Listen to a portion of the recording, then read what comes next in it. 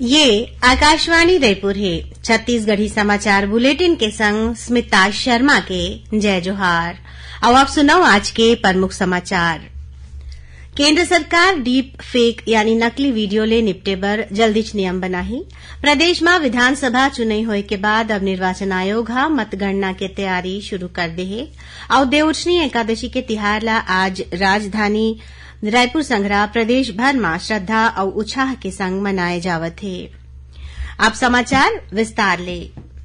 केंद्र सरकार डीप फेक यानी नकली वीडियो ले निपटे बर जल्दीच नियम बनाही। केंद्रीय इलेक्ट्रॉनिक और सूचना प्रौद्योगिकी मंत्री अश्विनी वैष्णव हा नई दिल्ली में किहिन की डीप फेक वीडियो ले निपटे और समाज के विश्वास ला मजबूत बनाए के संग लोकतंत्र के रक्षा बर कड़ा कदम उठाए जाए के जरूरत है। केंद्रीय मंत्री हा बताइन कि ओमन हा एखर बर सबो विशेषज्ञ मन संग बैठका करिन है, जौन मन हा ये बात में सहमत रहिन कि डीप फेक ला विनियमित करे जाए बर 4 स्तंभ के जरूरत है। यह स्तंभ है डीप फेक के पहचान करना, गलत सूचना के प्रसार ला रोकना, रिपोर्टिंग तंत्र ला मजबूत करना और लोगन में जागरूकता बढ़ाना। प्रदेश में विधानसभा चुनाव होए के बाद अब निर्वाचन आयोग हा मतगणना के तैयारी शुरू कर दी है। यही कड़ी में प्रदेश के जम्मू जिला मन में चुनाव काम में लगे निर्वाचन अधिकारी, सहायक निर्वाचन अधिकारी और नोडल अधिकारी मन के संगे संग आने कर्मचारी मन ला मतगणना के प्रशिक्षण दे जावत थे। जिला पंचायत सभागार में हुए प्रशिक्षण में जांजगीर चांपा के अलावा कोरबा और सक्ती जिला के अधिकारी मन ला घलो शामिल करेगी। राज्य स्तरीय प्रशिक्षण में शामिल होए के बाद जिला स्तर के अधिकारी मन हा अपन क्षेत्र में जाके अधीनस्थ अधिकारी और कर्मचारी मन ला प्रशिक्षण दी। प्रदेश में विधानसभा चुनाव के वोट के गिनती के काम के तैयारी शुरू हो गई है। राजधानी रायपुर में सेजबहार के इंजीनियरिंग कॉलेज परिसर में मतगणना बर जरूरी व्यवस्था करे जावत है। यहां 3 दिसंबर के बिहनिया 8 बजे ले वोट के गिनती शुरू होही। एकर पहले जिला निर्वाचन अधिकारी और सबो पीठासीन अधिकारी मन के मौजूदगी में बिहनिया 7 बजे स्ट्रांग रूम ला खोले जाही। एकर बाद विधानसभा क्षेत्र के अनुसार वोटिंग मशीन ला उनकर निर्धारित टेबल तक पहुंचाए जाही। मतगणना बर हर विधानसभा क्षेत्र के वोटिंग मशीन बर 14 ठन टेबल और डाक मतपत्र बर 2 ठन टेबल लगाए जाही। हर एक टेबल के निगरानी बर राजपत्रित अधिकारी स्तर के पर्यवेक्षक तैनात करे जाही। मतगणना के प्रक्रिया ला बने ढंग ले चलाए बर इंजीनियरिंग कॉलेज के पूरा परिसर में 3 ठन घेरा के सुरक्षा व्यवस्था बनाए गए हवे।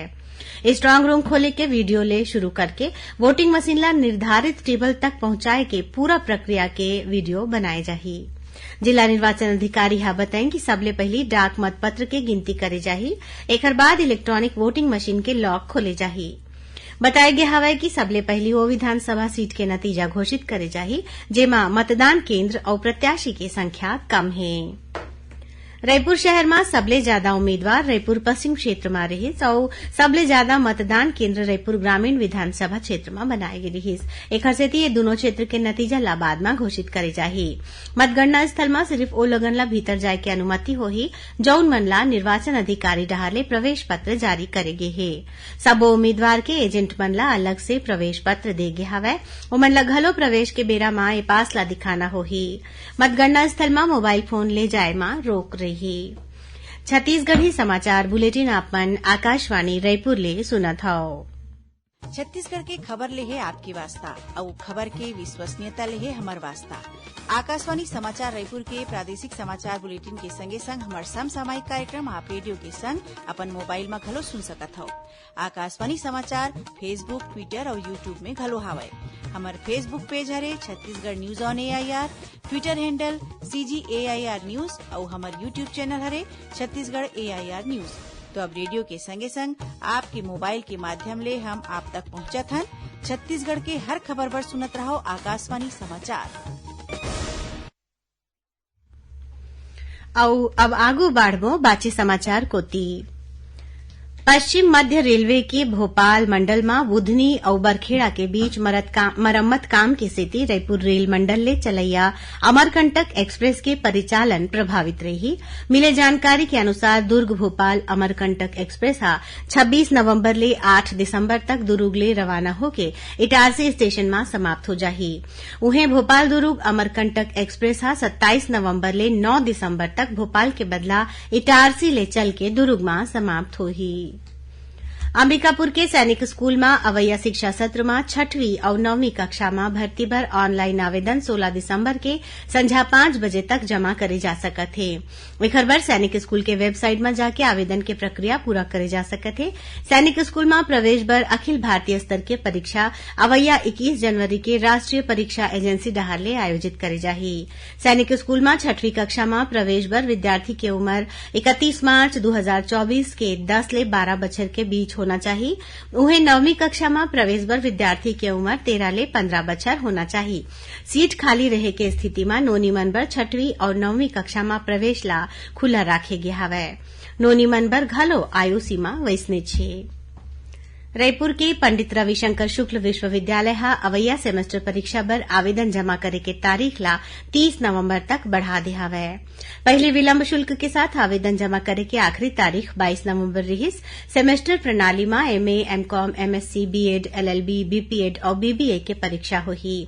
ये पाठ्यक्रम में ए बछर करीबन 25,000 विद्यार्थी मन ला प्रवेश देगे हवै। उन्हें प्रदेश के नर्सिंग कॉलेज में बीएससी, एमएससी और पोस्ट बेसिक नर्सिंग के खाली सीट में प्रवेश बर काउंसिलिंग के समय सारणी जारी कर देगी है। एकर अनुसार 24 से 27 नवंबर तक काउंसिलिंग बर ऑनलाइन आवेदन जमा करे जाही।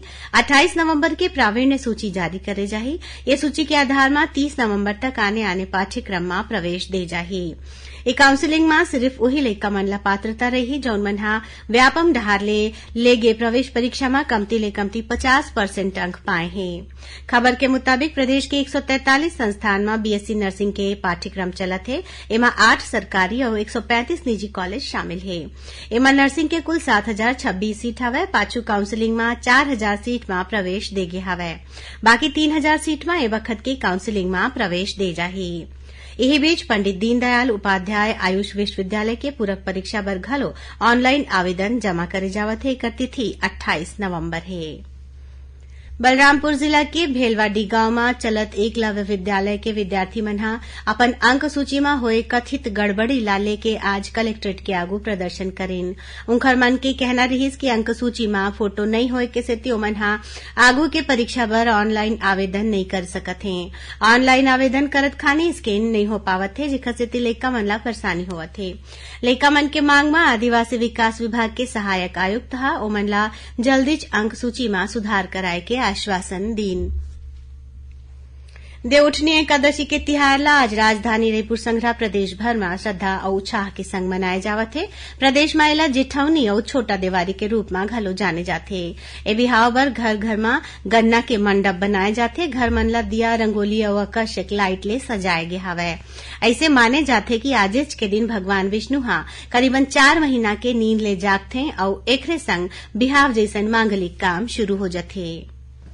नई दिल्ली में चलत भारतीय अंतर्राष्ट्रीय व्यापार मेला में आज राज्य दिवस के मौका में छत्तीसगढ़ के कलाकार मन प्रदेश के कला और संस्कृति के झलक पेश करिन। ये मौका में मेला स्थल में प्रदेश के आने जिला के मंडली डहारले भोजली नृत्य, गौर नृत्य, गेड़ी नृत्य, पंथी और सुआ नृत्य के प्रदर्शन करेगी। संगे संग आमचो बस्तर और ददरिया की प्रस्तुति ला घलो बहुत तारीफ मिलिस। छत्तीसगढ़ के आवासीय आयुक्त श्रुति सिन्हा ए कार्यक्रम के मुख्य अतिथि रहीन।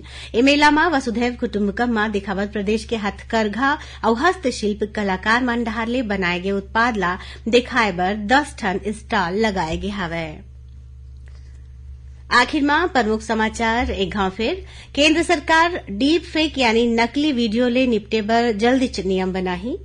प्रदेश में विधानसभा चुनाव होए के बाद अब निर्वाचन आयोग मतगणना के तैयारी शुरू कर दे है।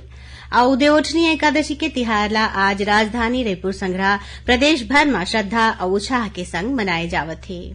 एकरे संग छत्तीसगढ़ी समाचार बुलेटिन यही सिरावत है। जय जोहार।